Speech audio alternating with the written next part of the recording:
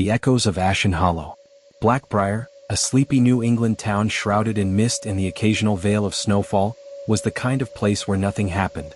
People lived quiet lives in homes that had stood for generations, their windows framed by lace curtains and sagging shutters.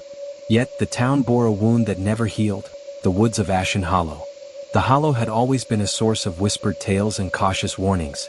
Children were told to stay away, to never follow the old paths that snaked between the skeletal trees, and to never, ever venture there after dark.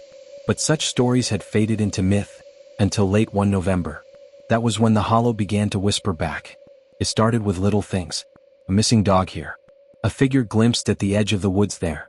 Evelyn Ryder, a newcomer to Blackbriar, noticed these happenings almost immediately. She was renting an old house on the outskirts of town, a creaking Victorian with drafty windows and wallpaper that seemed to peel in slow motion. It was close enough to the woods that Evelyn could hear the rustling of the trees when the wind swept through them, carrying with it the faintest hint of something acrid. The first unsettling moment came just days after she moved in. She'd been unpacking her books when she noticed her cat, Murphy, staring out the living room window. His tail swished aggressively, his ears pinned back against his head. Curious, Evelyn followed his gaze. At first she saw nothing but the fog-drenched woods. But as her eyes adjusted, she noticed it, a man standing just beyond the tree line. He was still as stone, his face obscured by shadow. Evelyn's chest tightened. The figure didn't move, didn't so much as twitch. It was like he was waiting for something. "Murphy, come here," Evelyn murmured, scooping the cat into her arms. She backed away from the window and locked the door for good measure. When she glanced out again, the figure was gone. She told herself it was probably a hunter. That was reasonable.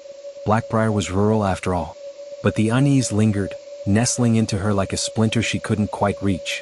By the second week, the whispers began. Evelyn was in bed when she first heard them. A soft, almost melodic murmur that seemed to rise and fall like the cadence of a song. At first she thought it was the wind, but the sound was too deliberate, too purposeful. She strained to hear, her pulse quickening. The whispers grew louder, coming from the direction of the woods. Her breath hitched as she realized they weren't in English, or any language she recognized.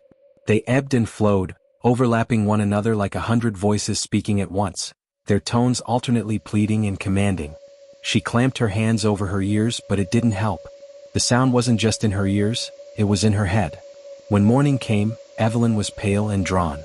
The whispers had faded with the dawn, but they left behind a deep, gnawing exhaustion. She made her way to the diner in town, hoping for a cup of coffee and maybe some normalcy. "You look like you've seen a ghost," said Martha, the waitress, as she poured Evelyn a cup of steaming black coffee. Evelyn hesitated, then asked, "Have you ever heard strange sounds coming from the woods?" Martha froze for just a moment, her eyes darting to the corner of the room where an old man sat nursing his own coffee. His name was Clive, and Evelyn had been told he'd lived in Blackbriar his entire life. "Stay out of the hollow," Clive said without looking up. His voice was gravelly, worn down by years of cigarettes and secrets. "Those woods don't forget." Evelyn's stomach churned. "Don't forget what?" Clive's hand trembled as he set his mug down. "What we did." That night, Evelyn dreamed of fire. In her dream, she stood in the heart of Ashen Hollow. The trees were aflame, their blackened branches reaching for the sky like desperate hands. Around her, figures moved in the shadows, their faces obscured but their voices clear. They were chanting. The words were foreign, guttural, and filled with an ancient power that made her teeth ache.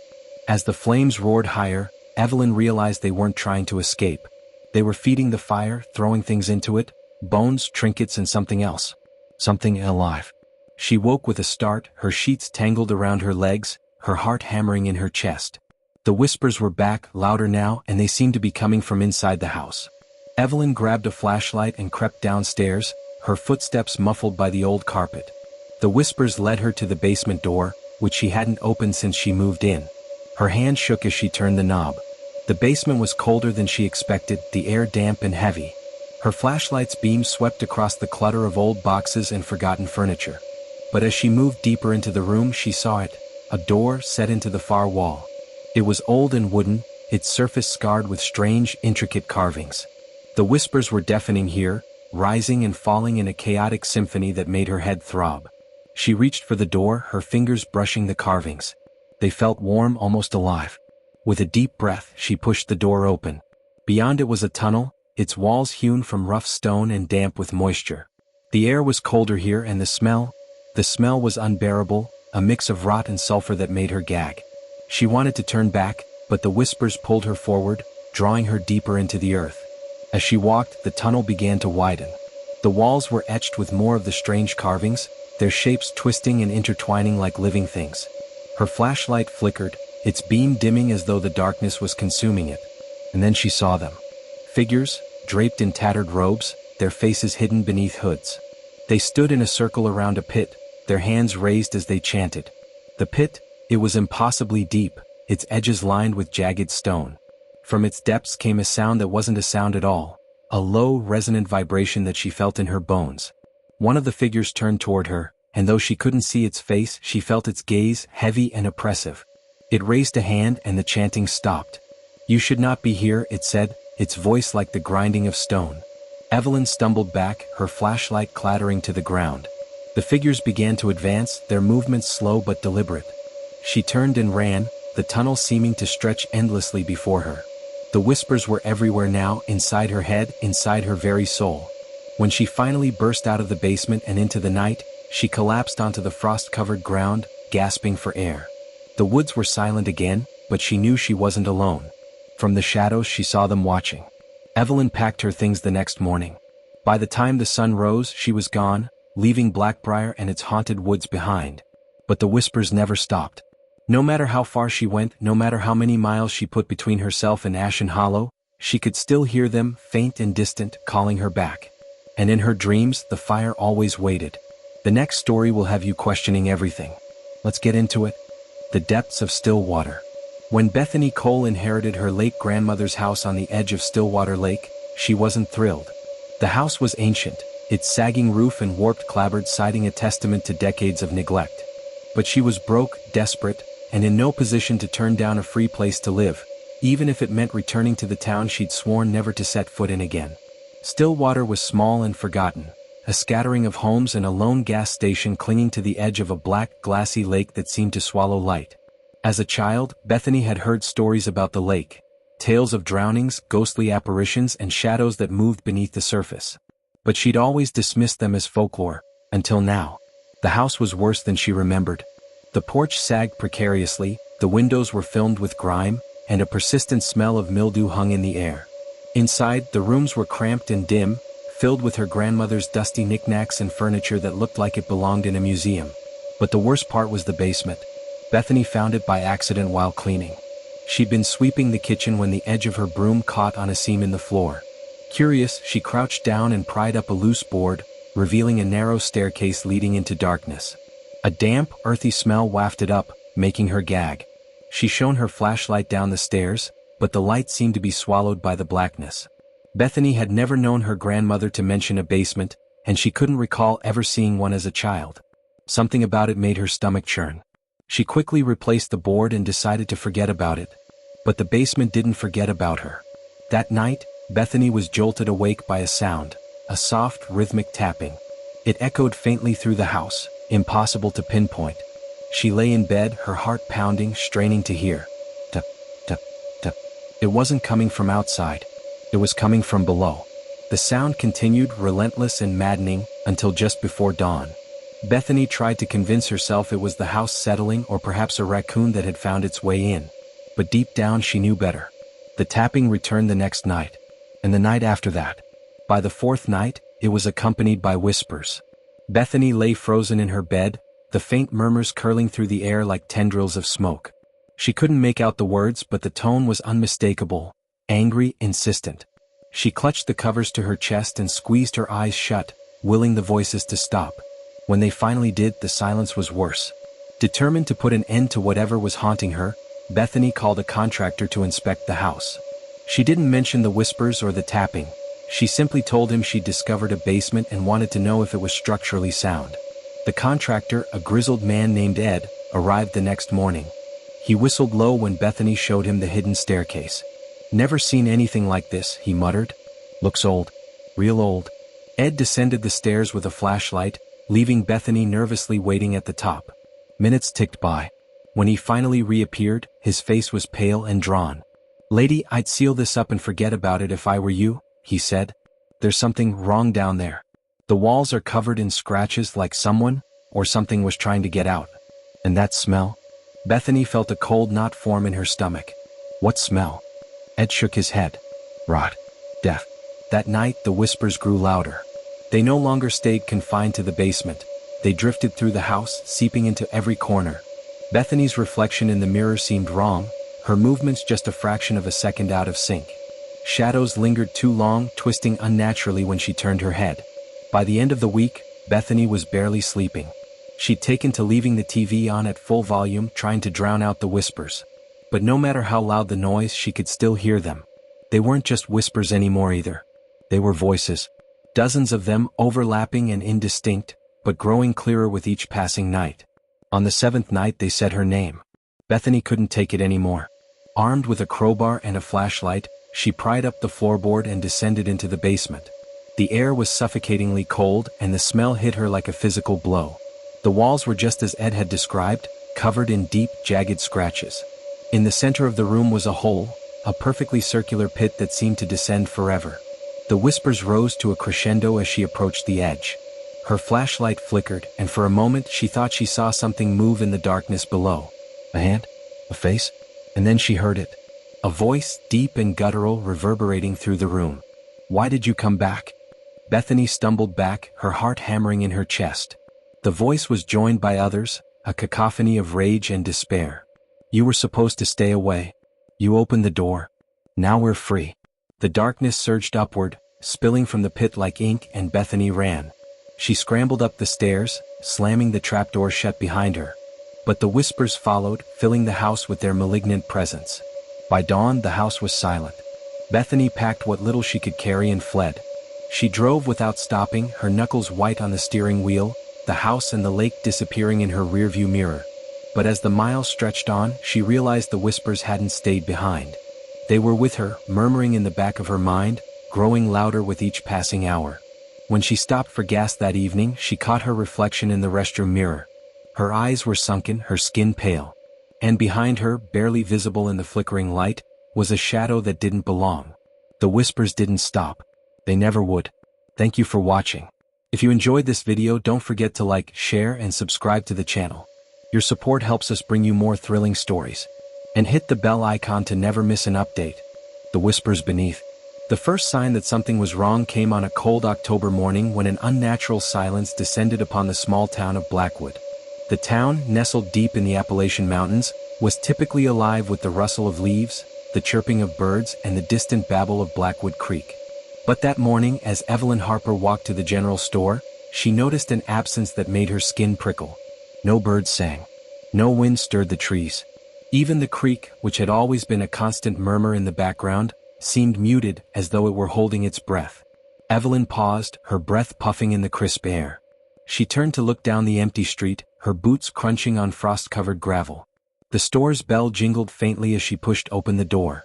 Inside, the fluorescent lights buzzed faintly, casting a pallid glow over the shelves of canned goods and dusty trinkets. "Mornin', Evelyn," greeted Mr. Caldwell, the wiry old man behind the counter. His voice sounded strained, as if forcing cheerfulness into the uneasy quiet. "Bit chilly today, huh?" Evelyn nodded but didn't respond. Her eyes were drawn to the window, where a flicker of movement caught her attention. Across the street, a shadow darted between the alleyways, too quick and fluid to be a person. Her heart skipped a beat. "Did you see that?" she asked, her voice barely above a whisper.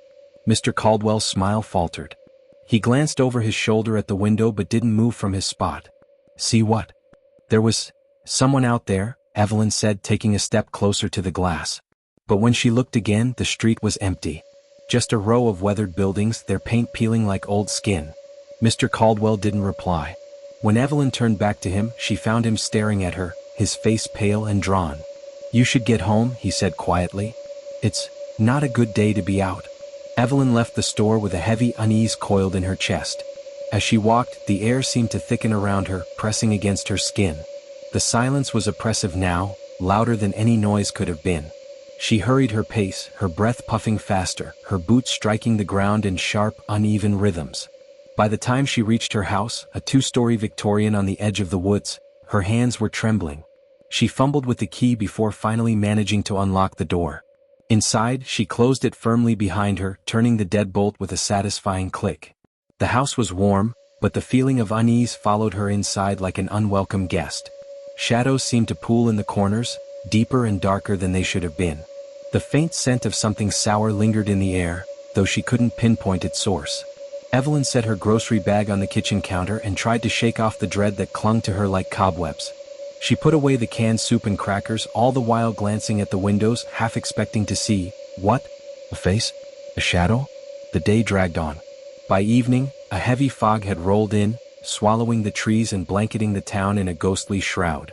Evelyn lit a fire in the hearth and settled into her armchair, a book in hand. But she couldn't focus. Her eyes kept drifting to the window, where the fog pressed against the glass like a living thing. And then she heard it. A whisper. Soft and indistinct, like the rustle of dry leaves. It came from somewhere deep within the house. Evelyn froze, her heart thundering in her chest. She strained her ears, but the whispering stopped. The only sound was the crackle of the fire. She told herself it was nothing, just the house settling or her imagination playing tricks on her. But the unease gnawed at her relentless. That night, Evelyn dreamed of the woods. In her dream, she stood beneath the ancient oaks, their gnarled branches clawing at the sky. The fog was thicker there, swirling around her ankles like smoke. She could hear the whispers again, clearer this time. They spoke in a language she didn't understand, but their tone was unmistakable. They were beckoning. When she woke, the whispers were still there. Evelyn sat up in bed, her skin clammy with sweat. The room was dark, the air thick and suffocating. The whispering came from the hallway, faint but persistent. Gathering her courage, she slid out of bed and grabbed the flashlight from her nightstand. The beam cut through the darkness as she stepped into the hallway, her bare feet silent on the wooden floor. The whispers grew louder as she approached the staircase. They seemed to emanate from below, from the depths of the house. Evelyn descended slowly, her heart hammering in her chest. At the bottom of the stairs, she paused. The air was colder here, and the sour smell was stronger, almost gagging. The whispers led her to the basement door. She hadn't been down there in years. The basement was a relic of the past, filled with old furniture, broken appliances, and forgotten memories. But now, as she stood before the door, she felt an inexplicable pull, as though something on the other side was calling to her. With trembling hands, she turned the knob and pulled the door open. The darkness below was impenetrable, swallowing the beam of her flashlight. The whispers grew louder, swirling around her like a chorus of disembodied voices. They were insistent now, urgent. Evelyn descended the creaking stairs, each step taking her deeper into the suffocating blackness. The air was damp and frigid, and the smell was overpowering. At the bottom, her flashlight illuminated the concrete floor and the clutter of forgotten belongings. But there was something else too. A hole. It hadn't been there before. A gaping maw in the center of the basement, as though the earth itself had split open. The edges were jagged, the soil around it dark and wet. The whispers were deafening now, pouring out of the hole like a living thing. Evelyn stepped closer, unable to resist the pull. The beam of her flashlight trembled as she pointed it into the void. The light didn't reach the bottom. It was as though the hole had no end, a yawning abyss that stretched into eternity. And then something moved. A hand, pale and skeletal, reached out from the darkness, its fingers curling over the edge. Evelyn stumbled back with a scream, her flashlight clattering to the floor. But the hand was followed by another, and then a face emerged. It was not human. Its skin was stretched too tightly over its skull, its eyes were black pits, and its mouth was too wide, filled with teeth that seemed to go on forever. The creature pulled itself out of the hole, its movements jerky and unnatural. Evelyn scrambled backward, her heart pounding so loudly she thought it might burst. The whispers had stopped now, replaced by a deafening silence. The creature loomed over her, its empty eyes fixed on hers. And then it spoke, its voice a guttural rasp that echoed in her mind. "You opened the door." When the townsfolk found Evelyn the next morning, she was sitting in her armchair, staring at the fire. Her eyes were wide and unseeing, her face pale as death. She didn't respond when they spoke to her, didn't move when they shook her. And from the basement, faint and distant, came the sound of whispers. In case you're enjoying these stories, don't forget to like, share, and subscribe to the channel. Your support means a lot and helps us continue bringing you more spine-chilling content. The next story will have you questioning everything. Let's get into it.